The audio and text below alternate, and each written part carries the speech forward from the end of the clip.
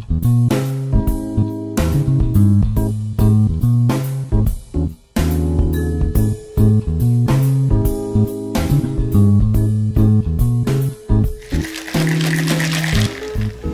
need too much shaking today. No.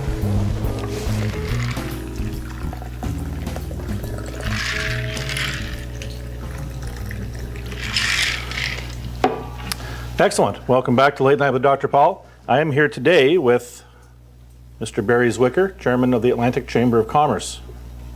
Welcome, Barry. Thank you, Paul. Thanks for dropping by.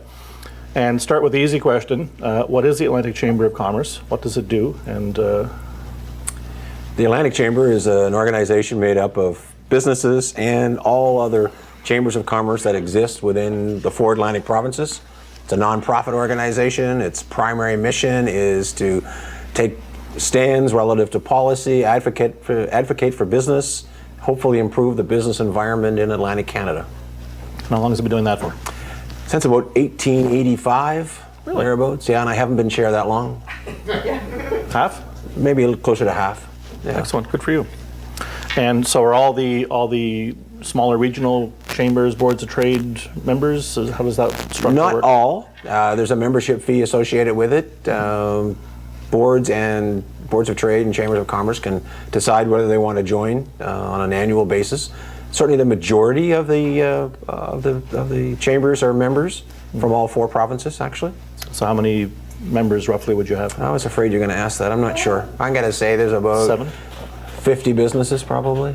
Okay. 50 chambers, sorry. Well, the total number of chambers plus corporate members would probably hit somewhere close in that 50 mark. Okay, so you don't have to be a chamber? Or you can No, be a corporate member, any business can join independent of a chamber. The only condition is that they have to be a member of a local chamber somewhere in order Okay. to join.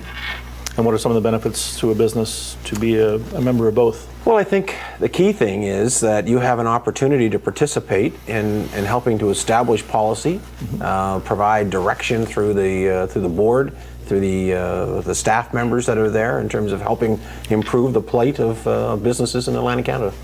Excellent. If you're not in it, you're not going to have any say whatsoever.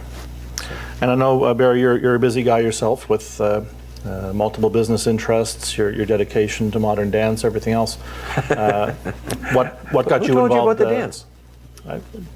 It's online. Good, okay. Google yourself sometime. Okay. What got you involved with ACC, given that you've got so many other things on the go and you're still making time for this? Primarily, you talked me into it one evening, as I recall. Doesn't sound like me. No, well, no. Actually, it's my interest. I've been involved with a number of different organizations that tend to be Atlantic or maritime in scope versus just local in terms of being either HRM or citywide, and through organizations like the Atlantic Planners Institute, the Institute for, I can't remember the name of it, Industrial Development Institute, that sort of thing. I tend to look at Atlantic Canada as one market center. I think we need to spend more time working together as provinces, since we really are one economic entity, and the more we work together, the better we will all be. Do you think an Atlantic institution like this can be effective, given that so many of the issues are local or regional?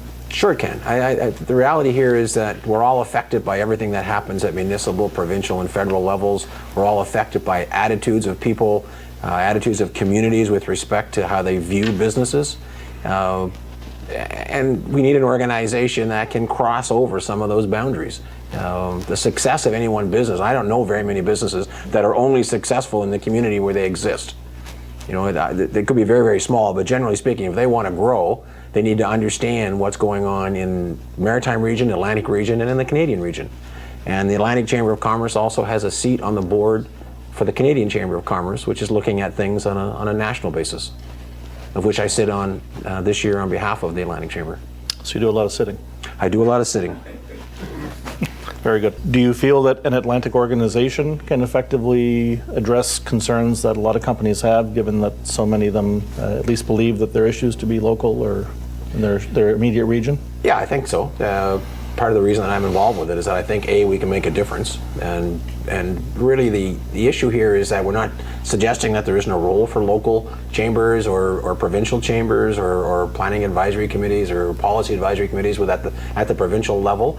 The idea at the Atlantic Chamber is to try and bring these together in a forum that they will have a bigger audience, and the impact will then be felt across the region. With respect to the Ivany report, we talked a little bit about, we just helped organize and held a forum where the provincial guys from Nova Scotia organized a very excellent day where we had some speakers brought in to talk about how do we implement aspects of the Ivany report. That document is now being prepared and will get circulated to the appropriate people, and action steps will come out of that so that people within the Atlantic Chamber will move forward on helping to develop policy. We've got 3 people that are full-time people on staff at ACC, a president, a person who's a vice president who's responsible for membership, and a newly added policy person who his entire job is to help develop policy, the framework behind policy, do the background, present it to the board, and then the board's role would be to deal with it and hopefully get it implemented. So yeah, I think it's very positive. In terms of the Ivany report and the One Nova Scotia Commission, the work they're doing, are you worried that there are too many people sort of nodding in agreement with the issues that have been raised, the challenges that we face, and not enough people actually coming up with actionable items that can address them? Yeah, I think that's always a problem. We've always had great studies that have been done around Atlantic Canada, and studies get put on a shelf and everybody says, well, isn't that wonderful? The worst thing that can happen here is 2 years, 3 years from now, people are saying, yeah, we should probably roll the dust off of that Ivany report and see if there's anything we can do. The Ivany report tried to put a little bit of scare in people, saying if we don't do it now, if we wait, it'll be too late.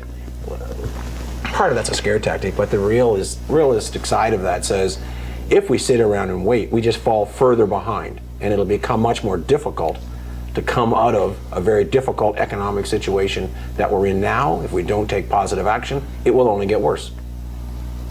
Perhaps we as citizens and business people need to commission a study to address how we can make sure we don't just talk about stuff and not do things. Well, yeah, you're right. I had a very funny little thing that just happened this past Sunday. I was at the month of February is this month where Boy Scouts and Girl Guides all get together and they have it's a thinking day, I think, on a guiding side, and it's a Baden Powell day for Cubs and Scouts.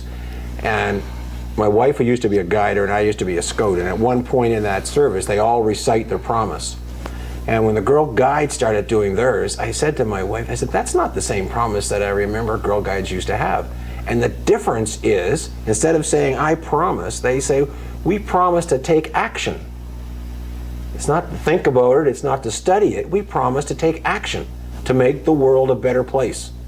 If Sparks and Brownies and Guides can do that, why can't a business organization say, it is our intent to take action, instead of thinking about it and just trying to organize people? Let's take some action.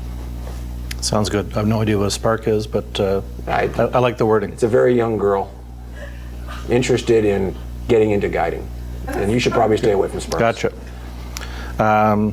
Great. Well, thank you for joining us today. My pleasure. Those interested, check out apcc.ca to learn more about the Atlantic Chamber of Commerce. Thanks for the use of the space. The great folks here at Amazing Space Interiors in Hydrostone. Drop by their shop in Hydrostone. Check them out. And join us next time. We're going to be welcoming science guru and meteorologist Richard Zarowski. Cheers. Good night. Cheers. Thank you.